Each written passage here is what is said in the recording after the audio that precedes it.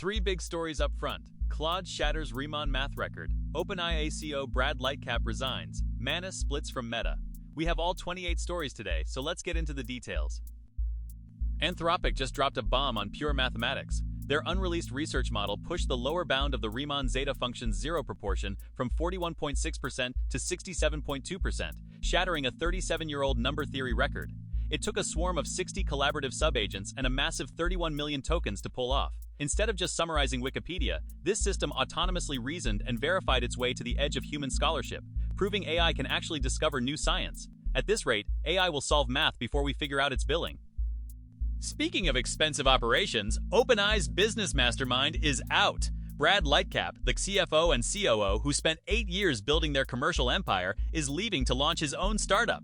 His exit comes at a wild time, with OpenAI chasing an $852 billion valuation and prepping for an IPO. This departure, alongside the quiet exit of their sole ethics lead, Chloe Bacalar, is fueling rumors of internal rifts over monetization. Turns out, even the guy printing their money wanted to cash out early. Meanwhile, corporate marriages are failing. After an 8-month regulatory safety review, generalist agent startup Manus is splitting from Meta to resume independent operations, reversing a $2 billion acquisition. To satisfy regulators, user data is migrating to the US and Singapore, and some data generated post-acquisition will be deleted. This marks a new era of geopolitical intervention in AI mergers, forcing Manus back into the brutal agent race alone. $2 billion later, they got their independence and a massive data deletion bill. If Manus needs company, the agent race just got a heavy hitter. Former Alibaba Quinn lead Lin Junyang has launched Pragmatic Labs in Shanghai, immediately securing a $2 billion valuation. The seed round was led by Sequoia China and Gaorong Ventures, with backing from Tencent and the Shanghai Future Industry Fund. The startup plans to build next-gen agents bridging the digital and physical worlds, signaling a massive talent shift from pure LLMs to action-oriented systems. Nothing says pre-revenue startup quite like an instant $2 billion valuation.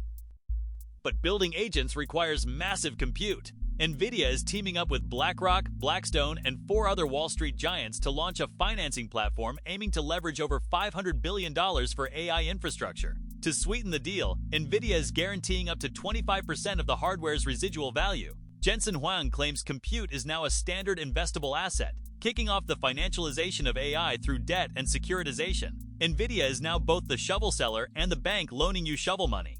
Next up, some notable shifts across the industry.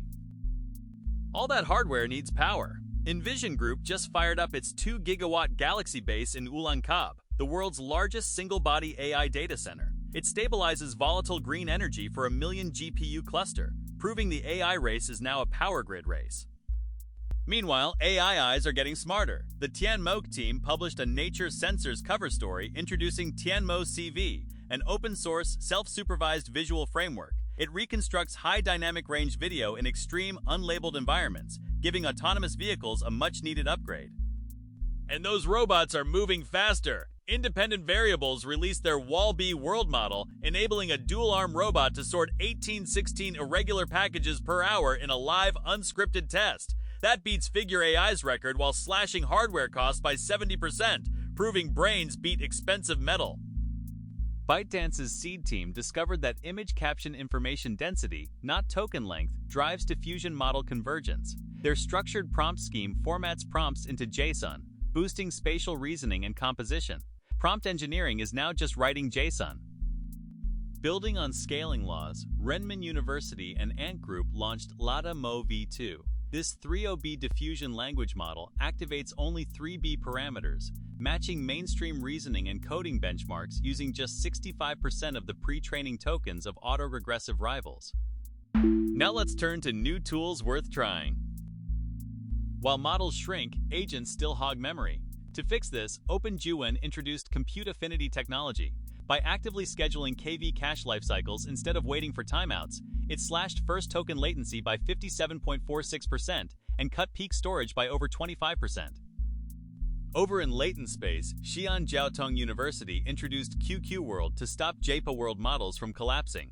By using quantile matching for regularization, it boosted planning success by 5.33%. Take notes, bloated library developers. Agents also struggle with resource allocation. CUHK and HSUHK built Libra, a system that dynamically couples training and inference compute. By tackling policy drift and trajectory uncertainty, it tripled throughput and cut the time needed to reach target rewards to 2.5. If agents can run servers, cars can drive. Beihang and Tsinghou's new VLA model maps BEV trajectories directly to image pixels, letting the model use its visual understanding to bridge planning and semantics. It scored a solid 90.4 PDMs on NavSim. Meanwhile, Microsoft is playing doctor. Their new CareX radiology model combines generative reports with structured prediction heads and measurement tools. Tested on real clinical data, it hit 94% accuracy on ReXVQA, showing high sensitivity to rare ICU conditions. Moving on to what's new on the research side. From virtual clinics to virtual societies, Harvard and Stanford built a system simulating 8.3 billion LLM-powered agents for low-cost user research. WeClaw Arena launched a benchmark with 620 scenarios to audit multi-user agent collaborations for privacy leaks and malicious injection risks. Improving vision, HKUST and Tencent released Ref Captioner, using the HCD-GRPO algorithm to boost multi-image video understanding.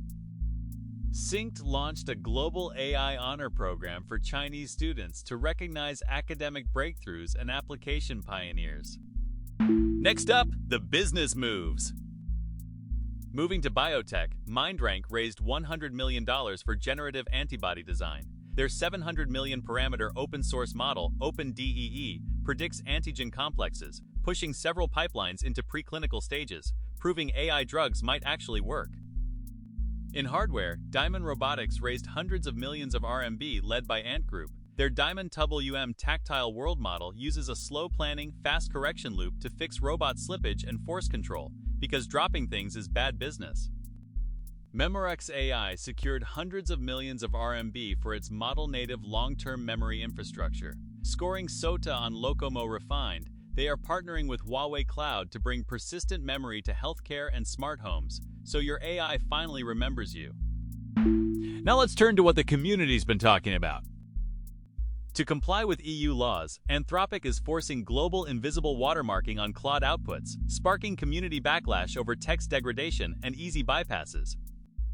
Developers are warning that over-reliance on AI coding tools builds massive cognitive debt, leaving teams with fast deliveries but zero control over system architecture. A voice actor accused Alibaba's Tmall of cloning their voice without authorization for a Qixi Festival advertisement featuring virtual influencer Duan Yan. And finally, a few more stories worth mentioning. Moving to the silver screen, the 3800 Flowers Awards introduced its first AIGC video category, partnering exclusively with Jimeng AI. WeChat is testing AI-generated posts and comments within its Moments feed, allowing users to automate their social media interactions. Switching to fitness tracking, Fitbit users report Google's redesigned Health AI is constantly hallucinating daily activities as intense workouts like swimming. That's all 28 stories for today. We publish a new briefing every day, so hit follow and you won't miss one. This has been Rebabble. See you tomorrow.